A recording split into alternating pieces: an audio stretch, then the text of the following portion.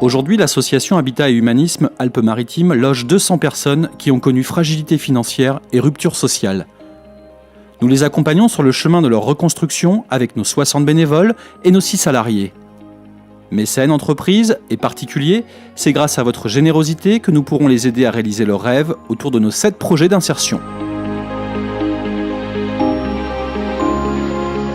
La maison relais profite d'une très jolie vue, mais par contre elle est excentrée et il n'y a pas par exemple de bus le dimanche, il y en a un en semaine toutes les heures à partir de 7h jusqu'à 18h, ce qui ne permet pas d'avoir une vie sociale le soir. C'est pour ça qu'une des activités qu'on avait mis en place, c'était des sorties théâtre, des sorties cinéma, des sorties aussi au stade. Enfin, voilà. Mais tout ça, ça demande l'investissement ou des bénévoles ou des salariés.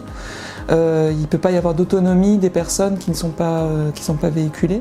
J'ai un handicap, j'ai une grosse hémiplégie droite depuis 8 ans et demi, donc ce qui m'a beaucoup isolée socialement. Donc je viens de passer mon permis de conduire avec succès et mon projet c'est d'acheter une voiture avec aménagement pour pouvoir retrouver du travail. Aujourd'hui, nous avons besoin de mobilier d'hiver dans un espace réduit, c'est-à-dire le lit, la table, la penderie, l'armoire, plus de l'électroménager éventuellement, voire des cuisines qui nous serviraient à améliorer l'espace individuel.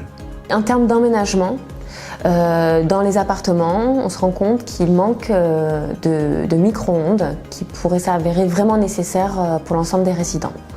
À la maison Saint-Antoine, on aurait besoin d'un sèche-linge, un lave-linge, car chez nous, on ne peut pas sécher correctement.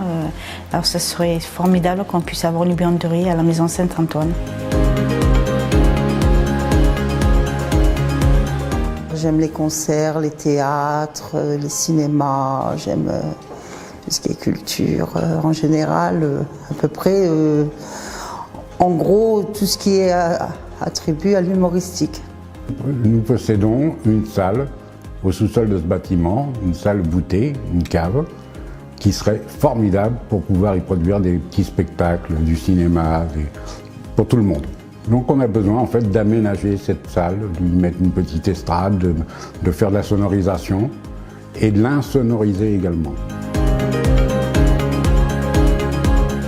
Disons que moi je suis un peu loin de mes enfants, donc ce serait me rapprocher de mes enfants pour les voir au moins une fois par an, voir mes petits-enfants.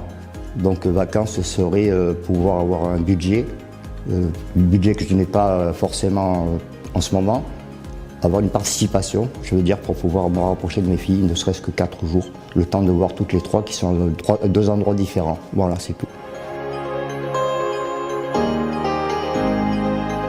On se rend compte que les personnes qui ont besoin de se poser, d'avoir un logement et de retrouver un emploi, il faut d'abord qu'elles puissent avoir un espace personnel avec un espace de parole, avec un psychologue, pour permettre déjà de régler certaines choses, pour ensuite avancer dans leur projet. Alors on bénéficie actuellement de l'intervention d'une psychologue stagiaire, mais c'est temporaire et on aurait vraiment besoin de pérenniser cette démarche. Nous avons des personnes isolées, donc qui ont toutes entre 40 et 60 ans dans la maison. Et des personnes qui ont beaucoup de difficultés à sortir des locaux et à aller vers l'extérieur. Et là aussi, on aurait besoin d'intervenants extérieurs qui viennent nous faire des séances de yoga, par exemple. Donc il y a 3 de nos résidents qui suivent régulièrement des séances de yoga, donc ça leur fait beaucoup de bien. Et ce sont ces types d'interventions que nous souhaitons privilégier. Je fais la cuisine tous les mardis pour les résidents. Et il se trouve qu'on est en train de tomber en panne avec la cuisinière que nous avons là. Et l'idéal, ce serait d'en avoir une neuve. Parce que celle-ci, pour réaliser les plats au four et tout ça, vraiment c'est dur, quoi. Notre école du locataire doit réunir des résidents, des bénévoles et des élèves travailleurs sociaux autour d'un même projet. L'idéal étant d'avoir un appartement témoin, mais au moins une maquette d'appartement pour pouvoir expliquer les éco-gestes et expliquer les petites choses à faire dans l'appartement. Alors afin de favoriser l'accès Internet pour tous, déjà on remercie des généreux sponsors qui nous ont donné des ordinateurs pour les résidents. Et c'est vrai qu'on en manque encore cruellement parce que pour pouvoir faire les démarches administratives et surtout les démarches de recherche d'emploi, ça paraît indispensable aujourd'hui de pouvoir être équipé en outils informatiques. Les résidents ont besoin d'accès aux médias modernes, Internet, etc. Et tout ça, ça passe, et qui donc aujourd'hui nécessite dans la vie normale, courante, des forfaits qui ne sont pas forcément capables d'assurer mensuellement. Donc ça serait bien de pouvoir, d'une façon ou d'une autre, y pourvoir.